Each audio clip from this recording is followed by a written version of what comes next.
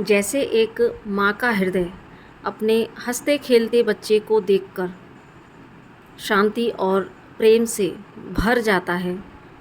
वो खुद में एक संतुष्टि का भाव महसूस करती है। उसी प्रकार हमारी ये मदर अर्थ है।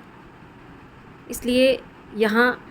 उसकी संतान होने के नाते हमारा ये कर्तव्य बन जाता है कि हम खुद को हील करें। हीलिंग करना इसलिए ही ज़रूरी है क्योंकि हमारे भीतर जितने भी नेगेटिव इमोशंस हैं, जैसे anger, frustration, irritation, stress, anxiety, sadness, apathy, same, guilt और भी जितने नेगेटिव इमोशंस होते हैं, तो उनसे हमारी वाइब्रेशन लो होती है।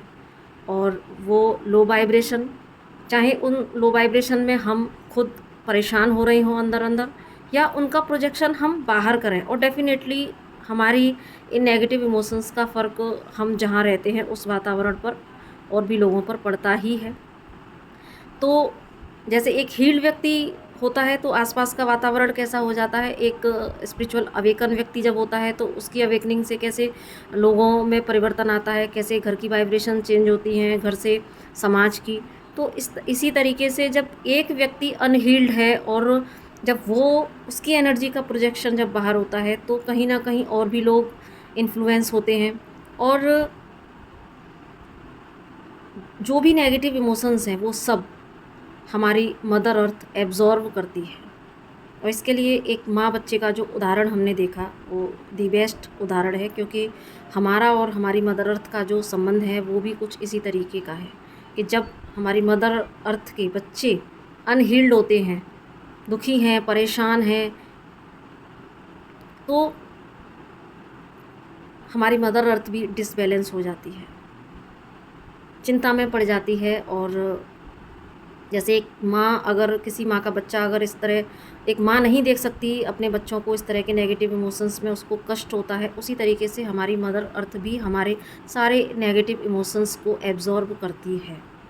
तो यहाँ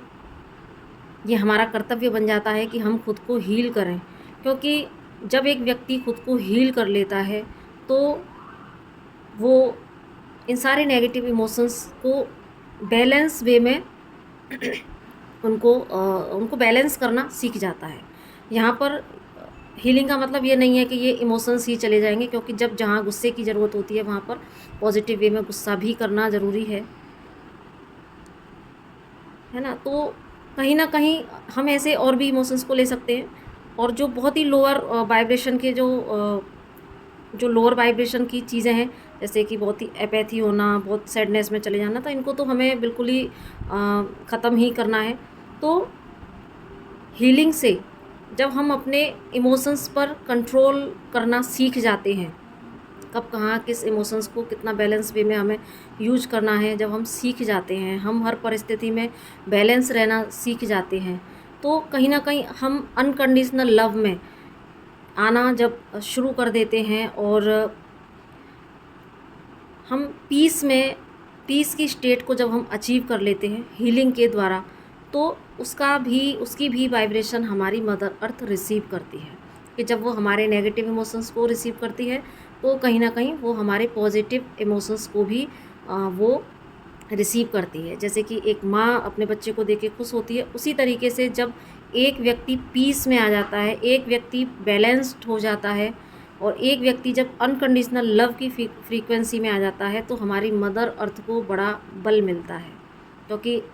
हर एक माँ यही चाहती है कि मेरा हर बच्चा, चाहे उसके कितने भी बच्चे हों, लेकिन माँ यही चाहती है कि हमारे हर बच्चे आपस में मिल के रहें,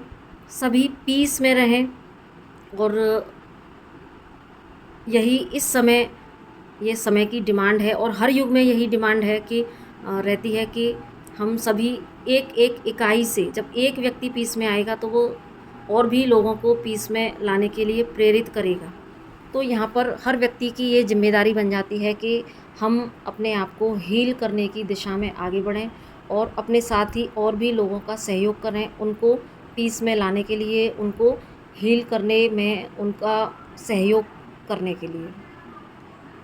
तो बस अपने कर्तव्य को हमें ध्यान में रखना है, और इससे न सिर्फ हमारा खुद का भी फ़ायदा है, बल्कि हम यहाँ एक कंट्रीब्यूशन अपनी मदर अर्थ के लिए भी कर सकते हैं। हम अपनी मदर अर्थ को वो खुशी देने का जो हमारे अंदर जो सैटिस्फैक्शन होगा, और हमको खुश देखकर जो हमारी मदर अर्थ को सैटिस्फैक्शन होगा, तो ये जो एक बॉन्ड बनेगा माँ और बच्चे का, तो वो प्रीसियस होगा। इसीलिए जब माँ अपने बच्चों की इतनी चिंता करती है, तो यहाँ हमारा भी ये कर्तव्य बनता है कि हम भी अपनी मदर अर्थ की उतनी ही चिंता करें, और उसके लिए हम, क्योंकि अगर हम यहाँ खुद को हील करते हैं तो यहाँ पर फ़ायदा हमारा ही है, तो इसलिए हीलिंग ज़रूरी है। तो इसी